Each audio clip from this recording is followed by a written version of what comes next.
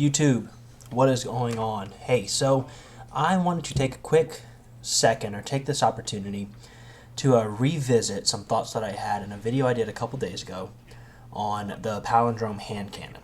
So, I've been playing a lot more with it, and I feel like the video that I made was a little too hasty, I suppose, and I didn't go into enough detail and really give this hand cannon the respect that it deserves.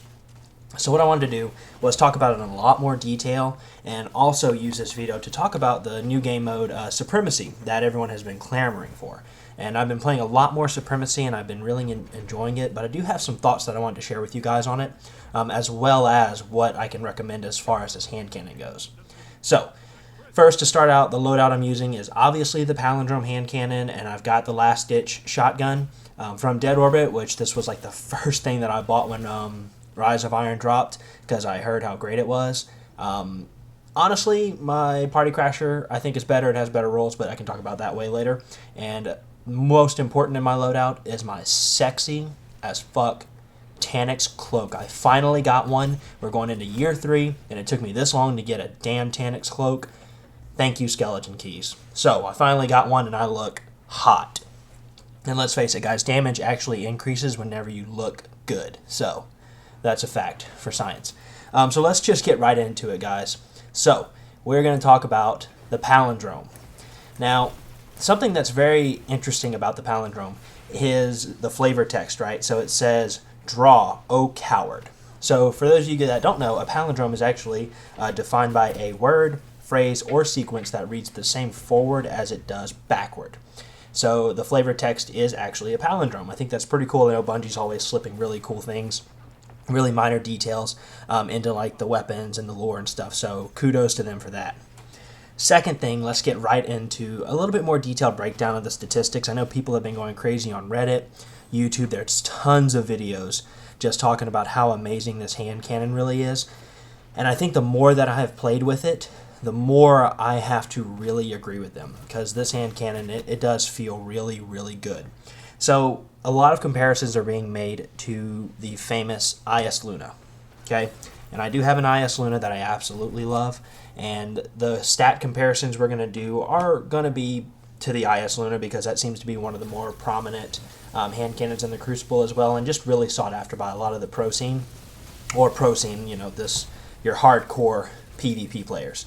So rate of fire, impact, range, I'm not going to bore you with those because they're the exact same across the board. It's the same for both hand cannons. You're going to see your stats start to differ once you start talking about like stability, reload, magazine, the aim assist, and the recoil. So stability on the Palindrome is a little bit less than that of the IS Luna. The Palindrome comes in at 44, and the IS Luna is at 53. The reload, very minor difference. The Palindrome is 31, the IS Luna is 34, and then you got a little bit of a magazine difference, the Palindrome having 9, and then your IS Luna having 10. And here's where things get kind of interesting, and I think this is where I really started to notice that I love this hand cannon, and that's going to be with the aim assist. So the Palindrome actually has an aim assist value of 70 compared to the IS Luna, which is 50. So that's 20 more points, which I think makes a pretty big difference, and which is why I think so many people can and should use this weapon. And then something else that I did not know that after doing some more research I found out is that the recoil differences. So the recoil on your Palindrome is 94, and the IS Luna is 60. Now what do I mean by that is that your recoil for the Palindrome is going to be a lot more vertical.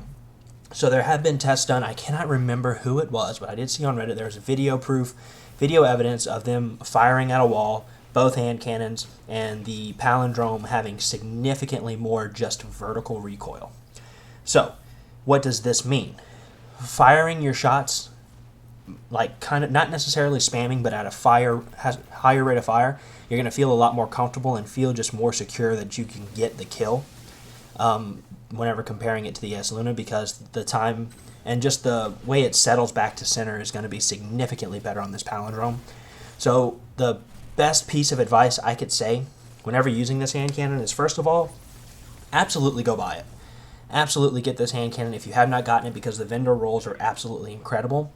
But whenever you do use it, try not to aim for the head. I know that sounds counterintuitive, but for this hand cannon to be used as effectively as possible, you are going to want to aim for upper chest area.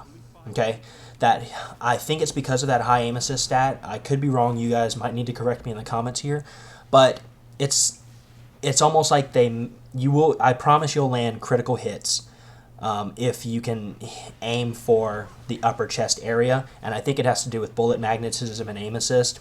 So again, you guys can absolutely correct me if I'm wrong, but I'm almost positive that's what it is.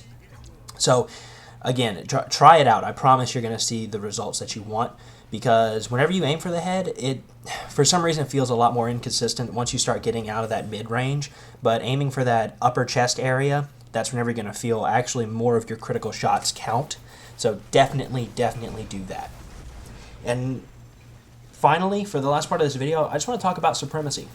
I've been playing a lot of it lately, and it is a lot of fun. I am a huge kill confirm player. That's what I played whenever I was playing Call of Duty. That was just my ish. I'm not much of a a Slayer game type kind of person, because I felt like it promoted camping. So add an objective plus just killing people, hey, I am all in. The thing is, though, is whenever I hear people say, oh yeah, it's kill confirmed from Black Ops or kill confirmed from Call of Duty, that's whenever things get a little weird. It plays significantly differently, right? Obviously, map design, as far as Destiny versus Call of Duty is concerned, are going to be different. But I don't know that I enjoy this game as much with sixes. I haven't played it in any other game mode, but I really do feel like if there were less players, it would be a lot more fun. I think this game mode could really shine if it was like 4v4 or something like that. But I think 6 is a little too crazy, and things just get a little too chaotic because all the action happens just in the center of the map. It's kind of tough. So I do thoroughly enjoy this game mode, don't get me wrong, but at the same time I would like to see a lot, less players. So maybe if that's something that could be implemented later, maybe for like a week 4v4 playlist for Supremacy, I think that would be really cool. But overall, the game mode is a lot of fun, and it is incredibly difficult to use a primary. That's another reason that I think cutting it down to 4s might fix that, because if you are not using just your secondary, if you're not using your shotgun, you're going to have a very difficult time. So whenever I was trying to do the Palindrome review initially, I went into Supremacy and I had to really change that up a bit, because you can't get enough data, enough game time with a primary weapon in Supremacy. So of course a lot of people are saying, oh, this game mode only promotes use of secondaries, use of special weapons. But I mean, honestly, how is it any different from any other game? But at the same time, your engagements, I feel like in something like Control, are going to be at a much greater distance most of the time, because if you're not in there confirming your kills, if you're not in there collecting the crests, then you're not scoring for your team. So if you're going to play as a team, though, and you have that one person who will go in balls deep, just getting every crest and confirming every kill that you get, then yeah, go for it. I think you can use your primary effectively and stay at range. But something else to consider is that the spawns are kind of chaotic in this game mode, so they're constantly flipping. So I think that's why, again, less people I think would be way better for this game mode. But that's just me. Other than that, I am thoroughly enjoying Rise of Iron. I'm thoroughly enjoying Supremacy.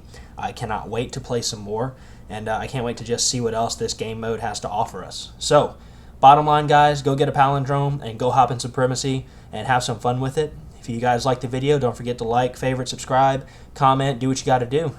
So, see you in the Crucible. Peace.